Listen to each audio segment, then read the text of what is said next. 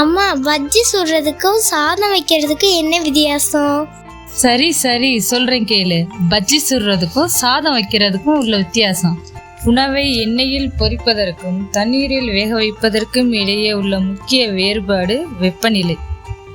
அதனால் ஏற்படும் வேதியியல் மாற்றங்கள். எண்ணெயில் பொரித்தல், மைலார்ட் வினை. எண்ணெயில் பொரிக்கும் போது நடக்கும் முக்கிய வேதியியல் வினைக்கு மைலார்ட் ரியாக்ஷன் என்று பெயர். வெப்பநிலை மாற்றம். தண்ணீர் 100 டிகிரி செல்சியஸில் கொதிக்கும். ஆனால் எண்ணெய் 170 டிகிரி செல்சியஸ் முதல் 190 டிகிரி செல்சியஸ் வரை வெப்பமடையும். எண்ணெயில் என்ன நடக்கிறது? இந்த அதிகப்படியான வெப்பத்தில் உணவில் உள்ள புரதங்களும் சர்க்கரை சத்துக்களும் ஒன்றாக இணைந்து வேதியியல் வினை புரிகின்றன. விளைவு இதுதான் உணவிற்கு பொன்னிறத்தையும் வறுத்த வாசனையையும் மொறுமொறுப்பான சுவையையும் தருகிறது. நீரிழப்பு. அதிக வெப்பம் காரணமாக உணவின் மேற்பரப்பில் உள்ள நீர் உடனடியாக ஆவியாகி வெளியேறுகிறது.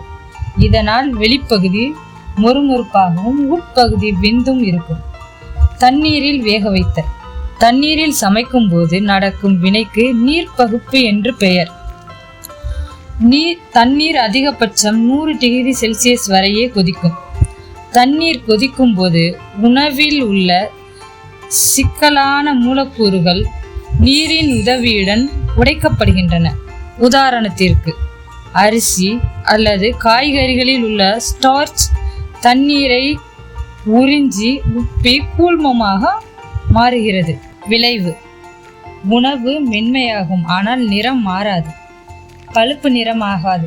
மைலார்ட் வினை இங்கு நடக்காது என்பதால் பொரித்த உணவின் வாசனை இதில் கிடைக்காது. சரி உளுந்த வடையை எடுத்து சாப்பிடுங்கள். இப்போது சர்க்கரை பாகையின் அறிவியல் உண்மையை அறிவோம். சர்க்கரை பாகு என்பது வெறும் சமையல் கலை மட்டுமல்ல, அது ஒரு வேதியியல் மற்றும் இயற்பியல் கலந்த அறிவியல் ஆகும். தண்ணீரில் 100 டிகிரி செல்சியஸில் கொதிக்கும். ஆனால் சர்க்கரை தண்ணீரில் கரையும் போது அந்த கலவையின் கொதிநிலை உயருகிறது.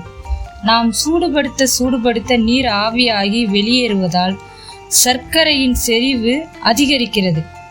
எந்த வெப்பநிலையில் பாகு இருக்கிறதோ அதை பொறுத்து அது ஆறிய பின் எப்படி இருக்கும் என்பது, அதாவது மென்மையாகவோ அல்லது கடினமாகவோ என்பது முடிவாகிறது. தண்ணி 100 டிகிரியில தானே கொதிக்கும், ஏன் வெப்பநிலை கூடுகிறது? ஆம், தண்ணீர் 100 டிகிரி செல்சியஸில் தான் கொதிக்கும். ஆனால் அதில் சர்க்கரையை கலக்கும் போது நடக்கும் அந்த மாற்றத்திற்கு பெயர்தான் கொதிநிலை உயர்வு. தடையை உருவாக்குதல். இதை ஒரு கூட்ட நெரிசல் போல கற்பனை செய்து கொள்ளுங்கள். வெறும் தண்ணீர் ஒரு அறையை பாத்திரமாகவும் மாணவர்களை நீர் மூலக்கூறுகளாகவும் கற்பனை செய்து கொள்ளுங்கள். கதவு திறந்தால் மாணவர்கள் எளிதாக வெளியே ஓடி விடுவார்கள். 100 டிகிரி வெப்பம் கிடைத்தால் நீர் ஆவியாகிவிடும். இப்போது சர்க்கரை தண்ணீர்.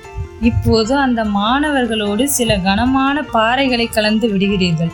அதேபோல் நீரில் சர்க்கரை மூலக்கூறுகள். இப்போது மாணவர்கள் வெளியே ஓட நினைக்கும் போது அந்த பாறைகள் வழியை மறிக்கின்றன. விளைவு மாணவர்கள் அந்த தடைகளை தாண்டி வெளியேற வேண்டுமானால் அவர்களுக்கு கூடுதல் ஆற்றல் தேவைப்படுகிறது. அதுபோல் நீருக்கு கூடுதல் வெப்பம் தேவைப்படுகிறது. அதனால்தான் 100 டிகிரி செல்சியஸை தாண்டி 105 டிகிரி செல்சியஸ், 110 டிகிரி செல்சியஸ் என்று சூடுபடுத்த வேண்டியுள்ளது. மேற்பரப்பை ஆக்கிரமித்தல். கொதித்தல் என்பது நீரின் மேற்பரப்பிலிருந்து நீராவி வெளியேறுவது. வெறும் தண்ணீரில் மேற்பரப்பு முழுவதும் நீர் மூலக்கூறுகளே இருக்கும். அதனால் எளிதாக ஆவியாகும். சர்க்கரை பாகில் மேற்பரப்பின் சில பகுதிகளை சர்க்கரை ஆக்கிரமித்துக் கொள்ளும். இதனால் ஆவியாகி வெளியேற காத்திருக்கும் நீர் மூலக்கூறுகளுக்கு இடம் குறையும். எனவே அவற்றை வெளியேற்ற அதிக வெப்பம் தேவைப்படுகிறது. சர்க்கரை பாகின் ரகசியம்.